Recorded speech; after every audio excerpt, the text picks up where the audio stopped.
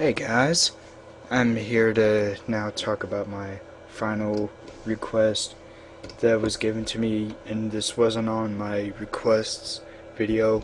This is on my main page. Sorry. From Toby99 Abel, asking for me to review the 1990s Mighty Morphin Power Rangers TV series. Oh, okay, cool. Oh, well, Mighty Morphin Power Rangers. I have a really interesting story about that. I started becoming a fan of that really when I was in 6th grade and during elementary school. And at that time I wasn't really what's it called, I wasn't very confident in myself, so watching that show helped me get confidence in myself to believe in myself that I can actually be successful in my life, because I was picked on constantly through elementary school, constantly, just about every day. And watching Mighty Morphin Power Rangers was the one true escape I could have from the hard times that I was going through. And I really did love all the characters, the original cast of Rangers that were in it. They were all sort of heroes to me at that time when I was younger, because they were tough, athletic, confident. I think I said confident already. Smart, funny, charismatic. All the things that I wanted to be, and I didn't feel like I was. I loved every episode, basically, like the evil, Green with Evil miniseries. That's one of my all-time favorite miniseries out of any television show I've ever seen. I think that's probably one of the best miniseries I've ever seen in my life, because in the whole first season, that miniseries felt like it was the most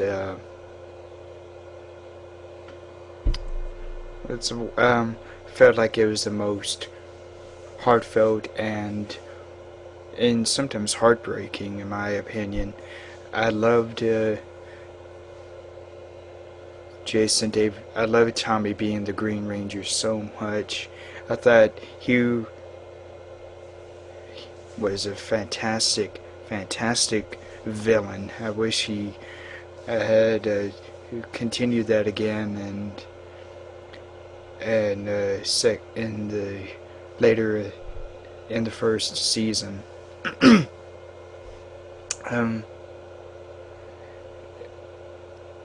It was even more enjoyable when Rita Repulsa was the one who had I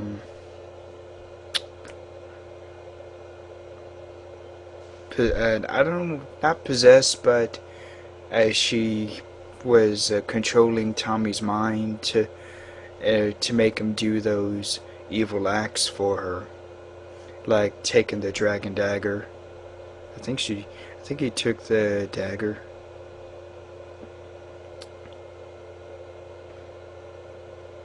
I think no, he didn't take it. It was given to him.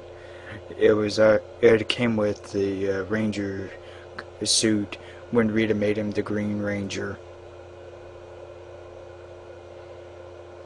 And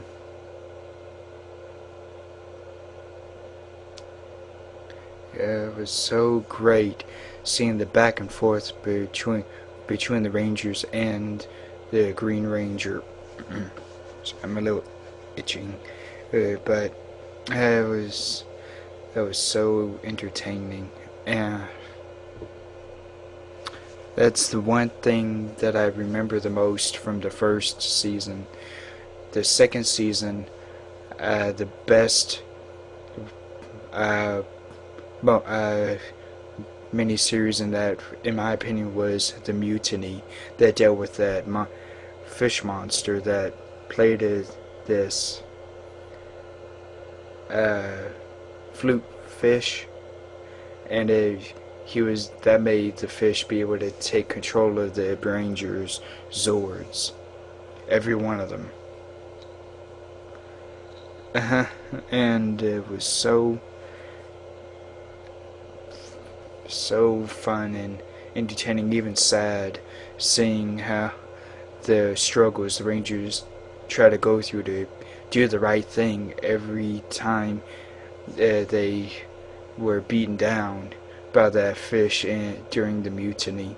And I think it was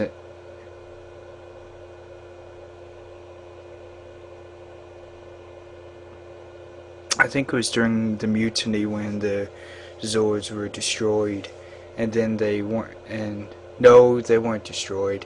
What am I saying? That's something else.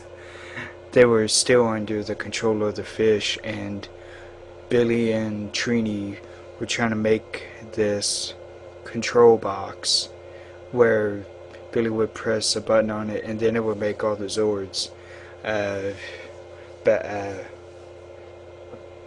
be back to normal, where they could actually use them, not be under the control of that fish. Prontosaid, that's what he's called.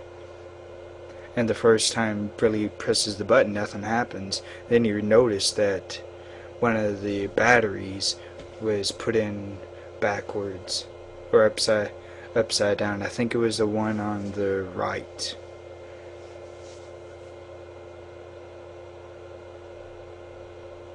I think it was the one on the right. Either the one on the right or the left. Really can't remember, but so many great things went on during that miniseries that I just love, including the comedic moments between Bulk and Skull when they're riding their what's it called, their little dune buggies.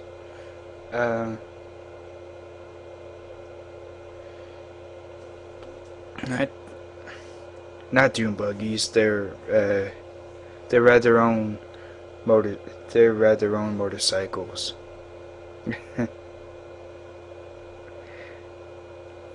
So, and I think it was another episode from the second season that I truly love. It was a Halloween themed episode where this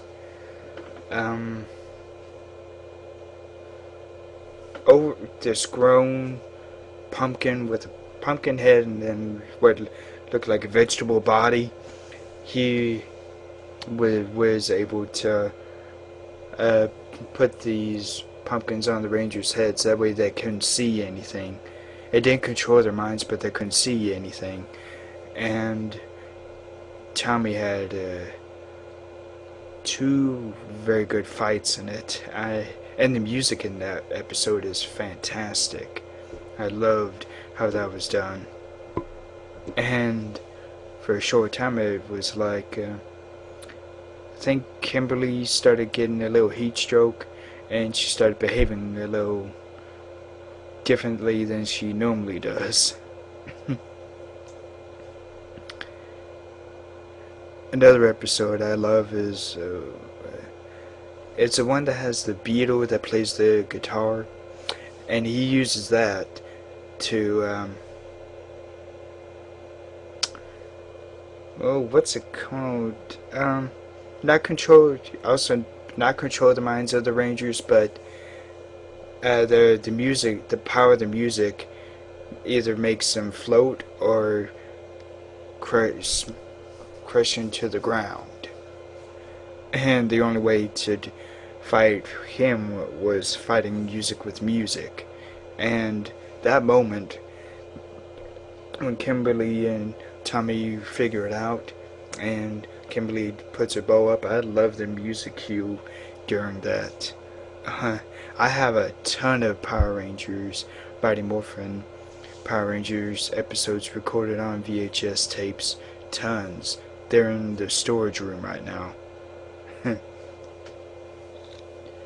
So, hey, you can tell that I'm a huge fan of that.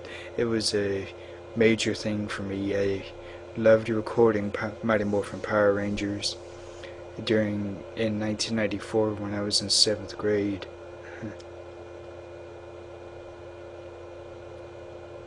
And it's hard to believe that Mighty Morphin Power Rangers was during the early time in my life, 12 to 14, during those 3 years. The third season, don't remember that much. What I do remember mostly is Tommy being away for a short time, and then he comes back as the White Ranger. And then once that happens, he's the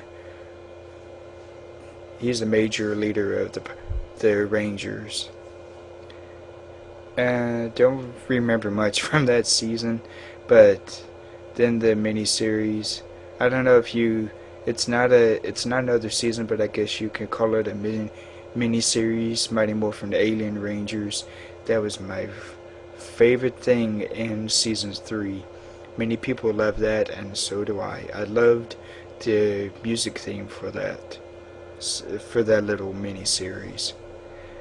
It was such an ingenious idea, in my opinion, to have the Rangers shrunk down to little children, and Billy had to try and get it worked out where to get them all grown back to their normal size.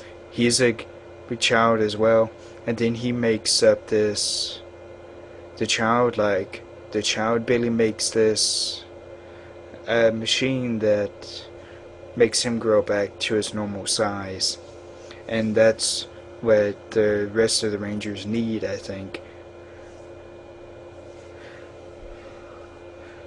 I think it's Mighty Morphin Alien Rangers when they need to get the Zeo crystals, or maybe it was after that. Well, no, it was during Zeo when they had to get the crystals, now that I think of it. I really can't remember. But Mighty Morphin Power Rangers and Alien Rangers, that's one of the things that I have the most fondest memories of during my life. So I think that's all I had to say on that, Mighty Morphin Power Rangers. So stay cool and roll out to the movies. Bye.